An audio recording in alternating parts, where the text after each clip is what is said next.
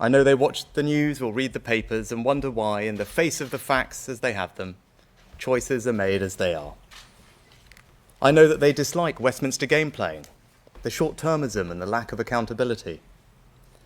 But most of all, I think people are tired of the false choice between two versions of change that never go beyond a slogan. I've been Prime Minister for nearly a year now, and it is a privilege of my life. I know the fundamentals of our great country are solid and timeless. Its people are its greatest strength, economically and socially. Their hopes and genius are what propel us forward, not government. Government can set the framework, step in when needed, and step back when necessary. It can make big decisions. But what I've concluded during my time so far as Prime Minister is that those decisions, the decisions that could bring real change, change that could alter the trajectory of our country, can be so caveated, so influenced by special interests, so lacking in debate and fundamental scrutiny, that we've stumbled into a consensus about the future of our country that no one seems to be happy with. And this is because too often, motivated by short-term thinking, politicians have taken the easy way out, telling people the bits they want to hear, and not necessarily always the bits they need to hear. Now, we are making progress, including on my 5 priorities. Inflation, down again today and on track to be halved. Fastest growth in the G7 over the last 2 years. Debt on target to be falling. The NHS, treating more patients than last year. And small boats, crossing significantly down on last year. But put simply, that isn't enough. If for too many there remains a nagging sense that the path we're on, no matter which party is in government, isn't quite what we hoped for, and that no one seems to have the courage to say so. That we make too little, that we spend too much, that things take too long, and that even when we know these things, we seem powerless to change them. Now, I'm here today to tell you that we do not have to be powerless. Our future doesn't have to be a foregone conclusion. Our destiny can be our own choosing, but only if we change the way our politics works. Can we be brave in the decisions we make, even if there is a political cost?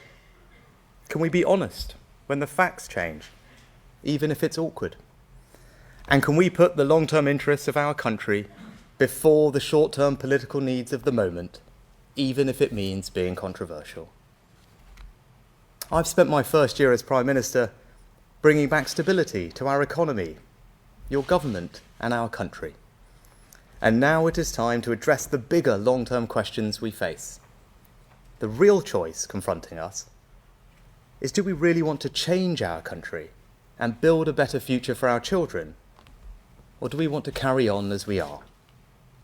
I've made my decision. We are going to change. And over the coming months, I will set out a series of long-term decisions to deliver that change.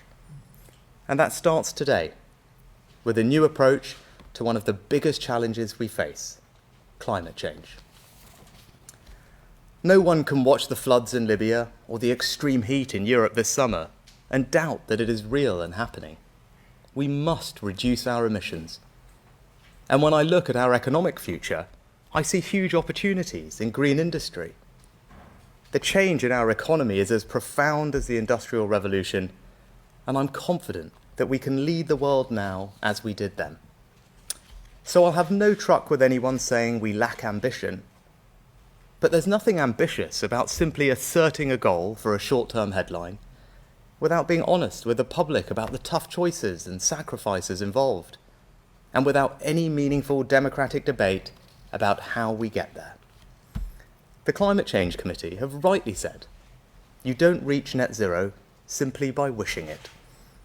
Yet that's precisely what previous governments have done, both Labour and Conservative.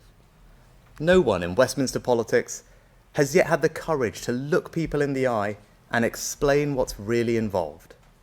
That's wrong, and it changes now.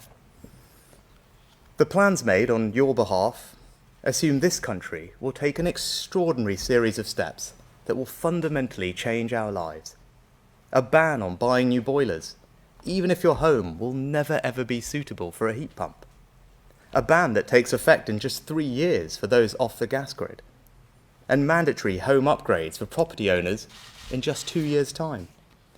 There have even been proposals for taxes on eating meat, new taxes on flying, compulsory car sharing if you drive to work, and a government diktat to sort your rubbish into 7 different bins.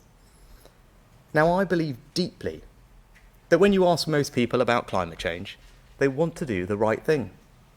They're even prepared to make sacrifices. But it cannot be right for Westminster to impose such significant costs on working people, especially those who are already struggling to make ends meet, and to interfere so much in people's way of life without a properly informed national debate. That's especially true because we're so far ahead of every other country in the world. We've had the fastest reduction in greenhouse gas emissions in the G7, down almost 50% since 1990. France, 22%. The US, no change at all. China, up by 300%. And when our share of global emissions is less than 1%, how can it be right that British citizens are now being told to sacrifice even more than others? Because the risk here, for those of us who care about reaching net zero, as I do, is simple. If we continue down this path, we risk losing the consent of the British people. And the resulting backlash would not just be against specific policies, but against the wider mission itself, meaning we might never achieve our goal. That's why we have to do things differently. We need sensible green leadership. It won't be easy, and it will require a wholly new kind of politics. A politics that is transparent and the space for a better, more honest debate about how we secure the country's long-term interests. So how do we do that? What is our new approach to achieving net zero? Well, first, we need to change the debate. We're stuck between 2 extremes. Those who want to abandon net zero altogether because the costs are too high, the burden's too great, or in some cases, they don't accept the overwhelming evidence for climate change at all. And then there are others who argue with an ideological zeal, we must move even faster and go even further, no matter the cost or disruption to people's lives, and regardless of how much quicker we're already moving than any other country. Both extremes are wrong. Both fail to reckon with the reality of the situation. Yes, net zero is going to be hard and will require us to change. But in a democracy, we must also be able to scrutinise and debate those changes, many of which are hidden in plain sight, in a realistic manner. This debate needs more clarity, not more emotion. The test should be, do we have the fairest credible path to reach net zero by 2050 in a way that brings people with us? Since I've become Prime Minister, I've examined our plans, and I don't think they meet that test. We seem to have defaulted to an approach which will impose unacceptable costs on hard-pressed British families, costs that no one was ever really told about, and which may not actually be necessary to deliver the emissions reduction that we need. And why am I confident in saying that? Because over the last decade or more, we've massively over-delivered on every one of our carbon budgets, despite continuous predictions we'd miss them. We've seen rapid technological advances, which have made things like renewables far cheaper. Just consider offshore wind, where costs have fallen by 70% more than we projected in 2016. And people are increasingly choosing to go green. Look at how demand for electric vehicles has consistently outstripped forecasts. Now, given all these things, I'm confident that we can adopt a more pragmatic, proportionate, and realistic approach to meeting net zero that eases the burdens on working people. And that's the second part of our new approach. Now, I'm not saying there will be no hard choices, and nor am I abandoning any of our targets and commitments. I am unequivocal that we will meet our international agreements, including the critical promises in Paris and Glasgow to limit global warming to 1.5 degrees. I'm proud that our country leads the world on net zero with the most ambitious 2030 target of any major economy. And as we're committed as ever to helping developing countries. Just the other week, I announced $2 billion for the Green Climate Fund, the single biggest commitment of its kind the UK has ever made. But we can do all of this in a fairer, better way. And today I can set out details of what our new approach will mean for people. That starts with electric vehicles. We're working hard to make the UK a world leader. I'm proud that we've already attracted billions of new investments from companies like Tata's Jaguar Land Rover Gigafactory. And I expect that by 2030, the vast majority of cars sold will be electric. Why? Because the costs are reducing, the range is improving, the charging infrastructure is growing. People are already choosing electric vehicles to such an extent that we're registering a new one every 60 seconds. But I also think that, at least for now, it should be you, the consumer, that makes that choice, not government forcing you to do it. Because the upfront cost still is high, especially for families struggling with the cost of living. Small businesses are worried about the practicalities. And we've got further to go to get the charging infrastructure truly nationwide. And we need to strengthen our own auto industry so we aren't reliant on heavily subsidised, carbon-intensive imports from countries like China. So to give us more time to prepare, I'm announcing today that we're going to ease the transition to electric vehicles. You'll still be able to buy petrol and diesel cars and vans until 2035. Even after that, you'll still be able to buy and sell them second-hand. We're aligning our approach with countries like Germany, France, Spain, Italy, Australia, Canada, Sweden, and US states such as California, New York, and Massachusetts, and still ahead of the rest of America and other countries like New Zealand. Now, to get to net zero, we also need a fairer, better approach to decarbonising how we heat our homes. We're making huge advances in the technologies that we need to do that, like heat pumps. But we need a balance between incentivising businesses to innovate so heat pumps become even cheaper, more effective, and more attractive, but without imposing costs on hard-pressed families at a time when technology is often still expensive and won't work in all homes. For a family living in a terraced house in Darlington, the upfront cost could be around £10,000. Now, even the most committed advocates of net zero must recognise that if our solution is to force people to pay that kind of money, support will collapse and will simply never get there. So I'm announcing today that we will give people far more time to make the necessary transition to heat pumps. We'll never force anyone to rip out their existing boiler and replace it with a heat pump. You'll only ever have to make the switch when you're replacing your boiler anyway, and even then, not until 2035. And to help those households for whom this will be the hardest, I'm introducing a new exemption today so that they will never have to switch at all. Now, this doesn't mean I'm any less committed to decarbonising our homes. Quite the opposite. But rather than banning boilers before people can afford the alternative, we're going to support them to make the switch. I'm announcing today that the boiler upgrade scheme, which gives people cash grants to replace their boiler, will be increased by 50% to £7,500. There are no strings attached, the money will never need to be repaid, and this is one of the most generous schemes of its kind in Europe. Next, energy efficiency. Now, this is critical to making our homes cheaper to heat. That's why we've got big government grants, like the Great British Insulation Scheme. But under current plans, some property owners would have been forced to make expensive upgrades in just 2 years' time. For a semi-detached house in Salisbury, you could be looking at a bill of £8,000. And even if you're only renting, you'll more than likely see some of that passed on in higher rents. That's just wrong. So those plans will be scrapped. And while we will continue to subsidise energy efficiency, we'll never force any household to do it. And that's not all. The debate about how we get to net zero has thrown up a range of worrying proposals.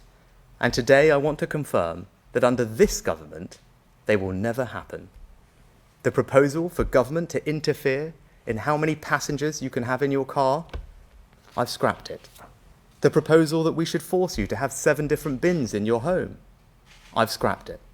The proposal to make you change your diet and harm British farmers by taxing meat, or to create new taxes to discourage flying or going on holiday, I've scrapped those too. And nor will we ban new oil and gas in the North Sea, which would simply leave us reliant on expensive imported energy from foreign dictators like Putin. We will never impose these unnecessary and heavy-handed measures on you, the British people. But we will still meet our international commitments and hit net zero by 2050. And if we're going to change politics in the way I'm talking about, we can never allow carbon budgets to be set in the same way again. The last carbon budget process was debated in the House of Commons for just 17 minutes and voted through with barely any consideration given to the hard choices needed to fulfill it. It was the carbon equivalent of promising to boost government spending with no way to pay for it. That's not a responsible way to make decisions which have such a bearing on people's lives. So when Parliament votes on carbon budgets in the future, I want to see it consider the plans to meet that budget at the same time. If the first part of our new approach to meeting net zero is to change the debate, and the second part is a more pragmatic, proportionate, and realistic approach that eases the burdens on families, then the third is to embrace with even greater enthusiasm the incredible opportunities of green industry and take the necessary practical steps to create whole new sectors and hundreds of thousands of good, well-paid jobs right across the country. We're already home to 4 of the world's largest offshore wind farms. We're building an even bigger one in Dogger Bank and improving our auction process to maximise private investment into this world-leading industry. We're lifting the ban on onshore wind. We're investing in 4 new clusters to capture and store carbon from the atmosphere. And we're building new nuclear power stations for the first time in 30 years. Just this week, we took a significant long-term decision to raise funding for Sizewell C, putting beyond all doubt our commitment to decarbonising our power sector. And later this autumn, we'll shortlist the companies to build the new generation of small modular reactors. But one of our biggest constraints to reaching net zero and improving our energy security is this. We're investing billions in new energy projects, yet we don't have the grid infrastructure to bring that power to households and businesses. And when energy security is national security, that's unacceptable. Right now, it can take 14 years to build new grid infrastructure. There are enough projects waiting to be connected to generate over half of our future electricity needs. So I can announce today that the Chancellor and Energy Security Secretary will shortly bring forward comprehensive new reforms to energy infrastructure. We'll set out the UK's first ever spatial plan for that infrastructure to give industry certainty and every community a say. We'll speed up planning for the most nationally significant projects, and we'll end the first-come, first-served approach to grid connections by raising the bar to enter the queue and make sure those ready first will connect first. So from offshore wind to nuclear to a revolution in our energy infrastructure, investors should have absolute confidence that we're getting on with the job and the UK will remain the best place in the world to invest in the green industries of the future. Not least because of something else that this country has always excelled at, innovation in new technologies. As a country that emits less than 1% of the world's carbon emissions, one of the most powerful contributions we can make is our unique ability to develop new technologies that can help the world. Like the Sense Wind team in Scotland developing the technology to service offshore floating wind turbines while still out at sea. Or the researchers at Cambridge who pioneered a new way to turn sunlight into fuel. And that's why today we're going further, creating the new £150 million Green Future Fellowship. This will support at least 50 leading scientists and engineers to develop real, breakthrough green technologies. And it builds on the £1 billion I invested as Chancellor in the net zero innovation portfolio. And finally, we can't tackle climate change without protecting nature, and vice versa. Just the loss of forests alone accounts for the equivalent of 10 times the global emissions of the entire United Kingdom.